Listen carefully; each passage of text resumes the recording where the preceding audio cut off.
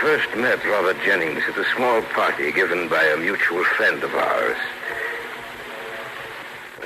Dr. Hesselius, here's a gentleman who'd like to meet you. I'm honored.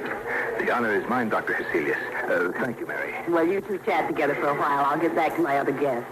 Elizabeth, dear... I'm very interested in some writing of yours, Dr. Hesselius, especially in the term metaphysical medicine.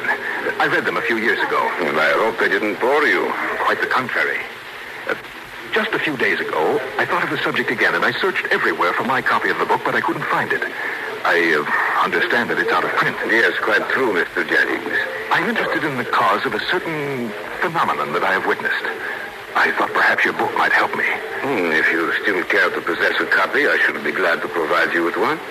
As any author, I still have 2 or 3 around. Thank heaven you're able to help me. I'd almost given up hope. Hope of what, Mr. Jennings? Perhaps in a while I may be able to tell you, but not until then. Dr. Hesselius, it's a tale so strange and unusual that you'll say it's fantastic, but believe me, it's the truth.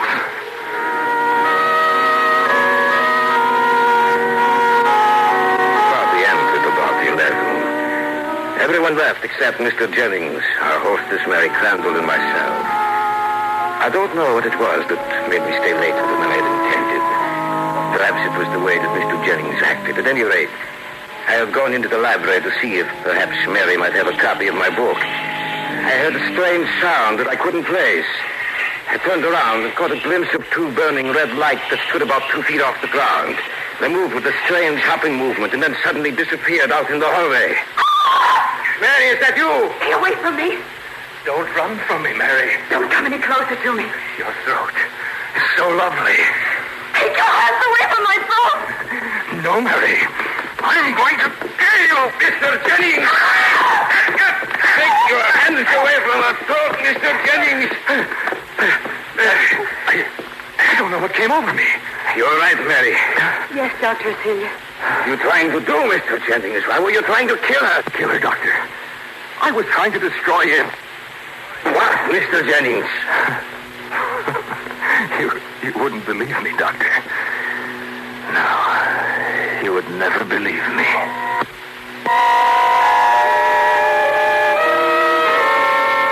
Mary and I watched him as he left the house. He slipped his card into my hand just before leaving me, and mechanically I put it into my pocket. I was convinced that Robert Jennings was suffering from some strange malady. Your Mr. Jennings is a dangerous man, Mary. Well, actually, he's a very good man. He tried to kill you this evening. You call that being good? No. The look on his face, it wasn't him. It seemed to be someone else. Mr. Jennings is not married, is he? No. He's been writing, that is, he was. But for 2 or 3 years, perhaps he has not gone on with his work. The book was upon some rather unusual subject, perhaps. Supernatural phenomena. Is that correct? Yes, he was writing a book. I don't know what the subject matter was, but suddenly he stopped writing. One more fact now. His mother and his father, did you know them? Yes, both. His father died about 10 years ago. Our family knew them quite well.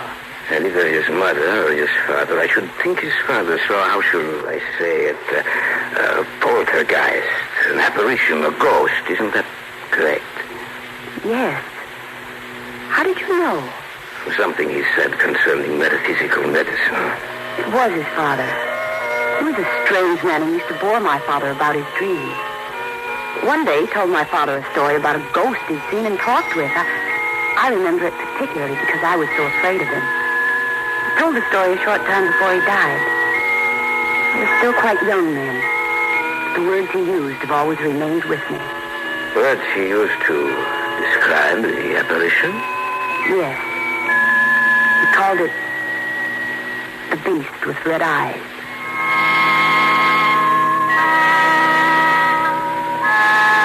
The following day, I went to call on Mr. Jennings, carrying with me the little book he had asked for.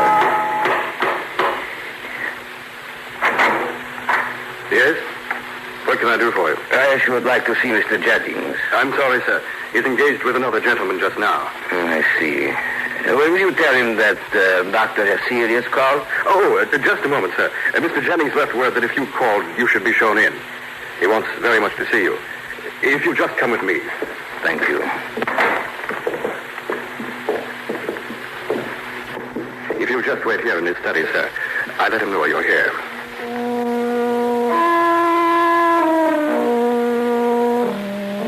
I noticed an open book on his desk. I couldn't help but go over to look at it. My eye fell upon a sentence underlined in red. There are with every man at least 2 evil spirits. And then I heard that strange sound again. I looked up, and over in the corner of the shadows, I saw those 2 dancing dots of luminescence. Then suddenly something ran close to the floor out of the room, and in the hallway... We'll return to the tale of The Beast with Red Eyes in just a moment.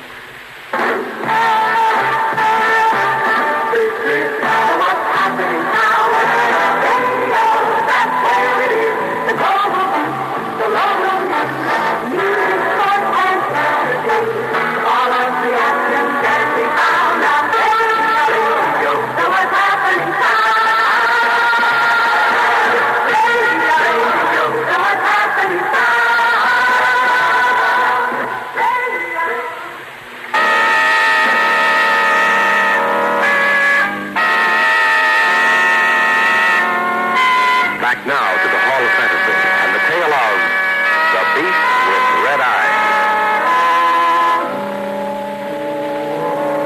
I had gone to Robert Jennings' house. The servant had shown me into the study. For a moment, I'd imagined I'd seen something over in the corner of the room. Then it had run along the floor and out into the hallway. It was then that Jennings screamed. Mr. Jennings, what is the matter? What happened, sir? I saw it. I saw it again. What did you see, Mr. Jennings? You may go now, Stanley. Yes, sir. Come, Dr. Hesselius. We'll go back to the study. I asked you what it was you saw, Mr. Jennings. Don't worry, Dr. Hesselius. I'll tell you before very long. I brought my book. It's there on your desk. Thank you, Doctor. By any chance, did you read part of the book I left open on the desk? I happened to glance at it, yes. I see. And what did you think? I had no time to think, my dear sir. I thought I saw something in here. Saw something? What? Well, I'm really not too sure. I looked over at the corner of the room, over there, and I saw 2 luminescent red spots. So the dark in here, you know, and I saw, or imagined I saw some little animal scurrying along the floor out to the hallway.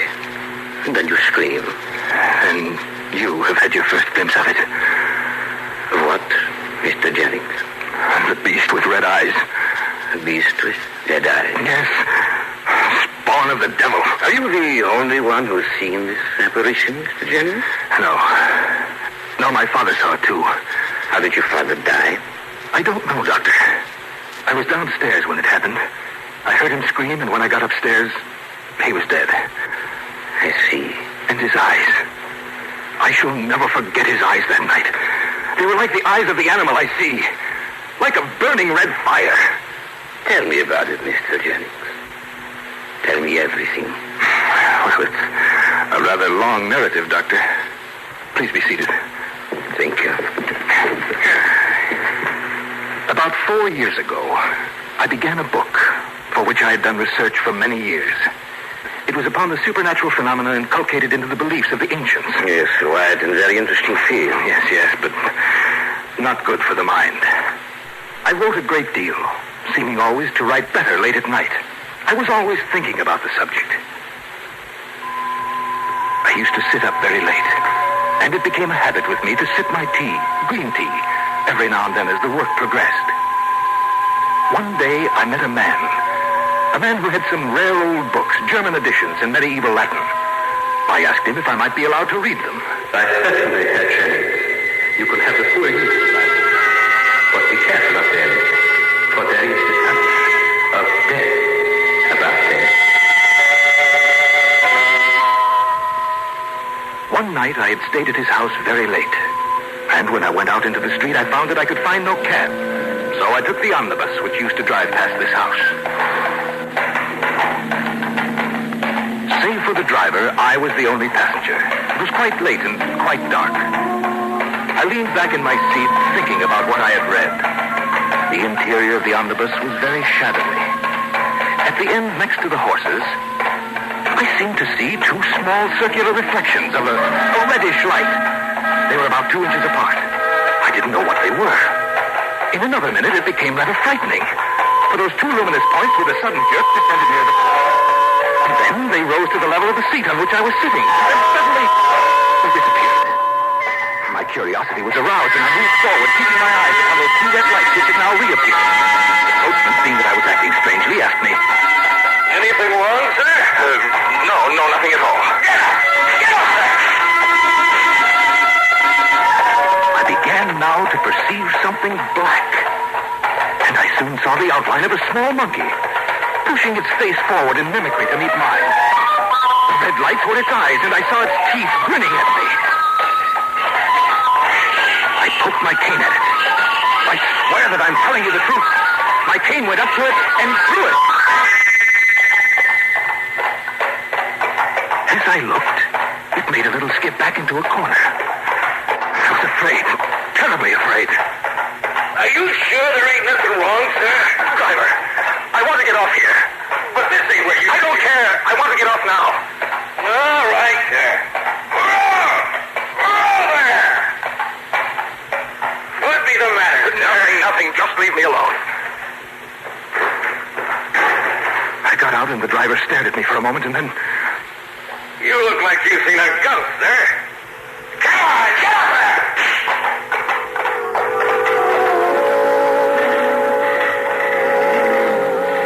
I started walking towards my house. It was only 300 or 400 feet away.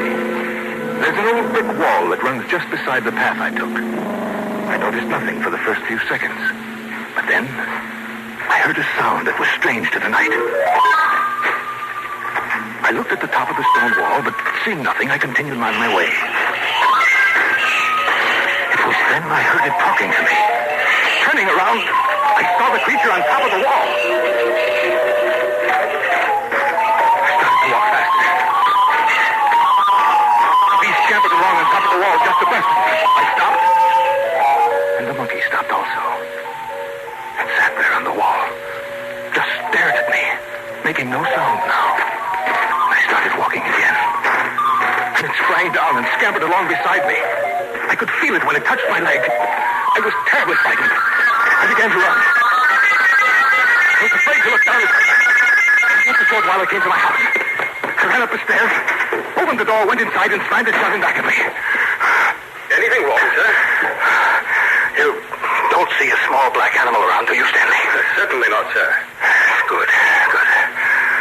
I must have lost him. There's been nothing around here, sir.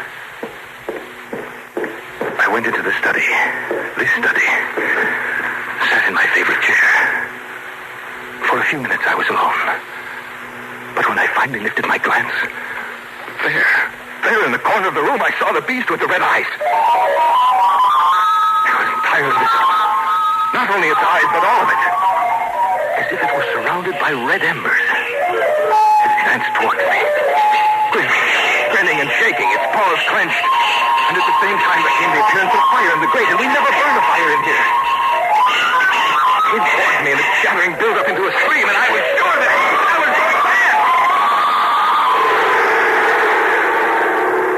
You are listening to the tale of The Beast with Red Eyes on this week's journey down the corridors of the Hall of Fantasy. We'll return to our story in just a moment.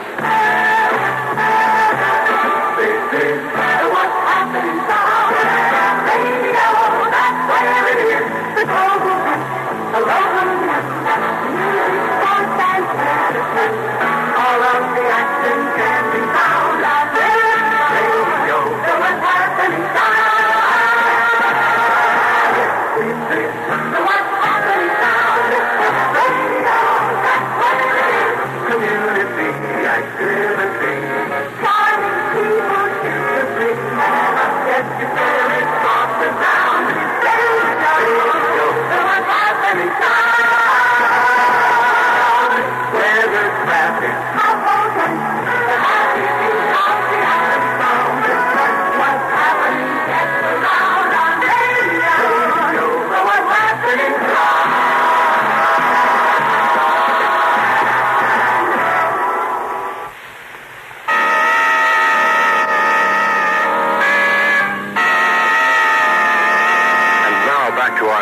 featuring Carl Grayson and Richard Thorne, entitled The Beast with Red Eyes.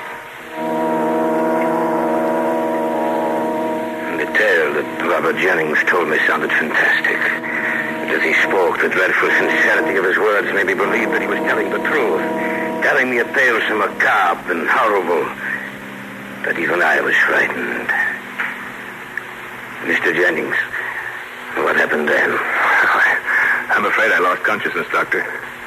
Stanley, my servant, found me lying on the floor in here. And the beast was gone? Yes, it was gone. But it returns. And each time its presence grows more fearsome in aspect. And each time it comes closer to me. The story you tell is fantastic. Fantastic it may be, but it's true just the same. That little beast has driven me almost insane. When does the creature appear? At any time it so desires, Dr. Hesselius. Generally when I'm alone. And there are also times when it disappears for a while. How long is it gone? Anywhere from 2 days to 2 weeks. Tell me, Mr. Jennings. Is it here, this room with us now? No, not in here. I saw it in the hallway before we came in here, however. Is it returned accompanied by any strange manifestation? No, nothing. It's simply with me again. I'm lifting my eyes from a book or turning my head, I see it. Watching me. Have you told anyone else about this? No one. That is just as well. Its power of action is increasing, especially when I try to rest. It torments me while I lay in my bed at night. It drives me to do things. Last night, when I tried to hurt Mary, it was the beast who drove me to that. I heard it screaming, and its scream said, "Kill her, kill her!" And had you not been there, I'm afraid I would. And my niece, I almost killed her, too. How? Well, we'd gone out for a walk. Our path happened to lie near a coal mine. At the verge of the wood, there's a perpendicular shaft. They say 150 feet deep. My niece and I came to the edge of the shaft. You look so strangely, Uncle Robert. It is nothing. You act as if you see something down there. What is it? Nothing, my dear. Nothing at all. Do you hear anything? No. It's so deep down there. So terribly deep. So deep. Her scream brought me back to reality. I had been on the point of pushing her down there to certain death. It's always urging me to crimes, to injure others or myself. You're very tired, Mr. Jennings. Perhaps you better rest. I have no time to rest, Dr. Hesselius. I see. I want you to help me, Doctor. Look, I'm going out of my mind trying to fight it. Will you stay with me? I have other patients, Mr. Jennings. Yes, I realize that. I know that I'm asking you to forget them for a while, but I can't go on alone. I must have some help. All right, Mr. Jennings. I can send your servant with a message to my office tomorrow. Thank you, Doctor. I don't know what I'd have done if you'd refused me. I shall stay here with you. Perhaps I can get some rest now. Perhaps I can forget the terrible screaming of its voice. We have been talking so long, Mr. Jennings, that the middle of the night has overtaken us. It is not good when we are talking of such matters.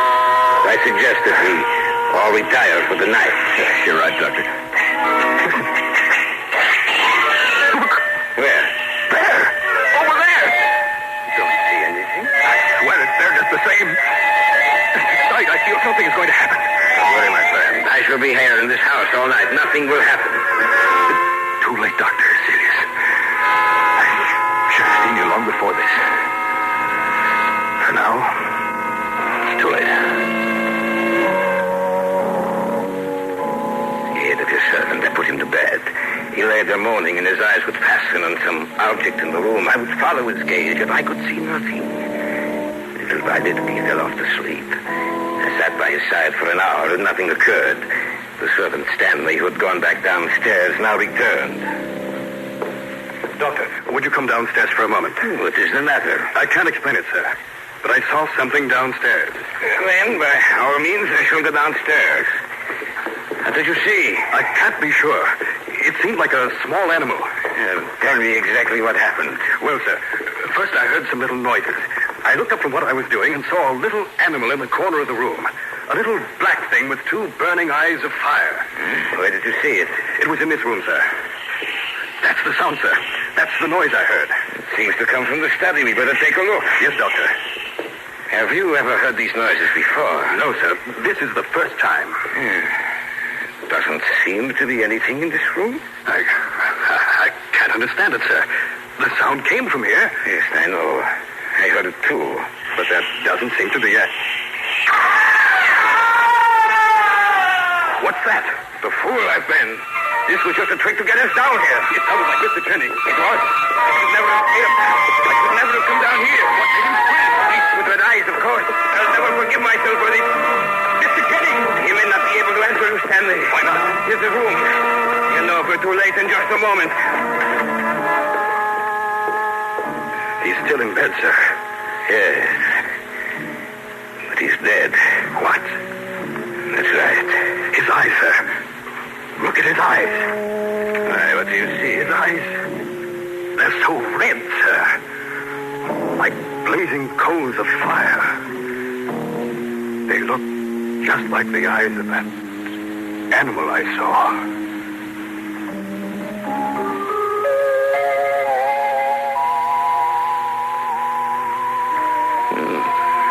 That is all I can tell you about it, sir.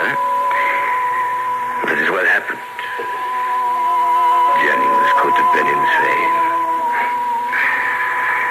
But I know that is not the case.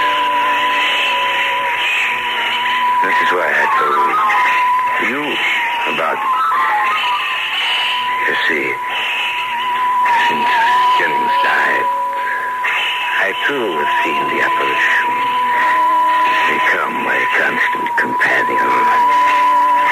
I am afraid that I shall be the next victim of the beast with red eyes.